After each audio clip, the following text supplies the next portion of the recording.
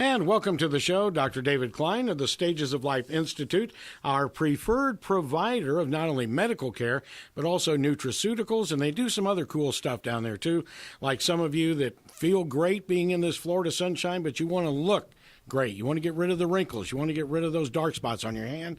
They can cover that too. Today, part one of a multi-part series we'll go through over the months of deficiency states. Doctor, what is a deficiency state besides Washington? Oh, there we go. Okay. Well, one big deficiency state at that.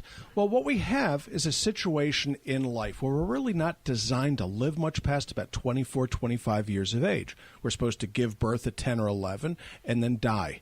Okay, Little House on the Prairie. That's the way that it works. But as you start getting older, okay, you start to develop these illnesses that you would never see as a kid. You don't see children, for the most part, with osteoporosis, but you do see elderly. Mm-hmm. Kids eat junk and grow. The old people eat well and diminish. There's a reason for this, okay? And it's not necessarily what you think. It's not what you've been sold. The advertisements on the tube being very, very inaccurate, okay? We are not looking at calcium deficiencies. You can take these calcium with D preparations until the cows come home, and you will still end up with osteoporosis. Then what do? We poison you with the bisphonates and make you even sicker. That's the way life works in the fast lane. Well, what is it that's causing many of these illnesses? And they're deficiency states, but they may not be what you think. So what's a deficiency? A deficiency is when you don't have enough of something to effect a particular physiological state. So it could be a vitamin. What's a vitamin? It's an enzyme cofactor. If you're missing a particular enzyme, any number of different enzymes that are necessary for physiology of your body to be maintained start to break down. Now, you can be profoundly deficient in something and all the enzymes that are related to that go down, or some of these systems are more sensitive in certain tissues than others. Mm-hmm. So if you're B12 deficient, okay, and this is extraordinarily common in this society. So B12 is an enzyme cofactor. Okay, that's all that this is. Your body cannot produce it. Well, the first things that go down are the long sensory nerves. So people end up with numbness, tingling, and pain in their feet. Long before they develop the macrocytic anemia that happens with profound B12 deficiency. So a deficiency state is where your body doesn't have enough of any particular moiety. That's a chemical structure, a chemical element or a compound that may have a particular function. So if it's an amino acid, you're missing tyrosine, your thyroid's going to go to hell in a handbasket, you're not going to be able to sleep, and you become depressed. Well, guess what? You're still able to make muscle because the muscle tissue is more easily able to extract tyrosine either from the rest of your body, it's called autophagia, or from your blood, from the food that's presented to your bloodstream. So minerals, what's a mineral? Okay, in the context here, a mineral is also an enzyme cofactor. The most common of all deficiency states that affect the human being are magnesium deficiency. Over 300 different enzymes will go sour on you if you're magnesium deficient. So what happens first? The muscle tissue in your legs is the most sensitive to magnesium deficiency, but also depression. Did you know that you can treat many different individuals, many types of depression by using chelated magnesium in sufficient quantity? Go figure this one out. Wow. Yeah, so there are people out there that are taking all kinds of pharmaceuticals that may well be treatable by simply taking a proper dose, a safe dose, a divided dose of magnesium. Something you always want to try. What's the second most common of all deficiency states? Arguably, it's zinc deficiency. What does this result in? Thyroid issues. Selenium deficiency. Selenium is a mineral. Thyroid issues. Very, very interesting. Vitamin D3 deficiency.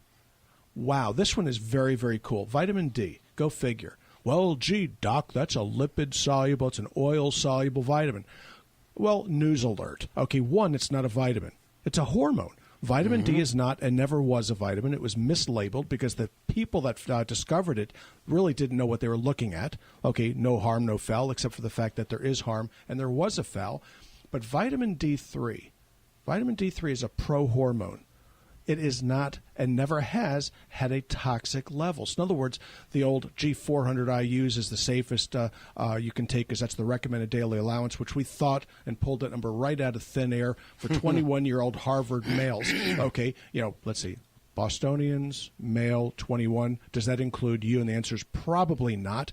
But the joke is that once you get to 2,000 to 5,000 IUs of vitamin D3, those vitamin D receptors, which are in the gene, your nucleus, the heart, the mind, the brain of your cells, it starts to cause these genetic changes, which are necessary to control diabetes, reduces your risk of cancer, reduces your risk of developing MS.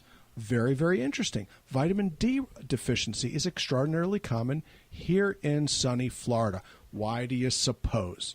Why would that be? If you can go out in the sun and get vitamin D from it, well, here's the funny part. You have to have vitamin D2 to convert to D3. So if you're D2 deficient, we can fry you in the sun and you're not going to get vitamin D3. So so what's the prescription medicine that we use for this? Vitamin D2, and then we tell you to go out in the sun and get skin cancer. So if you're watching Fox News, they're putting these folks up there talking to you, well, the incidence of melanoma has doubled the past 20 years. No kidding. Okay, people are going out there getting fried. So what do? You take vitamin D3. That's capital D dash little number 3. It's over the counter and it's cheap. If you want to absorb it, you take it with a fish oil, because vitamin D, the hormone vitamin D, not the vitamin D, the hormone vitamin D is lipid soluble. That means it gets sucked up into the oil that you're taking, the little tablet capsule with it, and then your body can absorb it. Very, very common deficiency state. So what have we looked at? Minerals, vitamins, essential fatty acids. Okay, these are fatty acids that your body cannot produce. So you have to take them in from your environment, sometimes known as food. Essential carbohydrates. Well, what the heck is that? They're called essential sugars. Why are they essential? Because you cannot make them.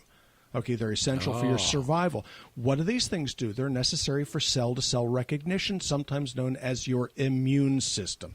So taking that honey gets you some of these trace essential sugars that you can't get. So varieties of fruits, vegetables, and so on and so forth may not be as valuable to you for their fiber content as they are for their essential carbohydrate content. So when was the last time, or the first time for that matter, that anybody talked to you about essential carbohydrates? No, never. Never, okay? But it's a vital importance. You heard it here first, okay? Hardly. But just the same, you have to keep this open, and you need to concern yourself with this, not taking expensive antioxidants without really knowing why you're doing it.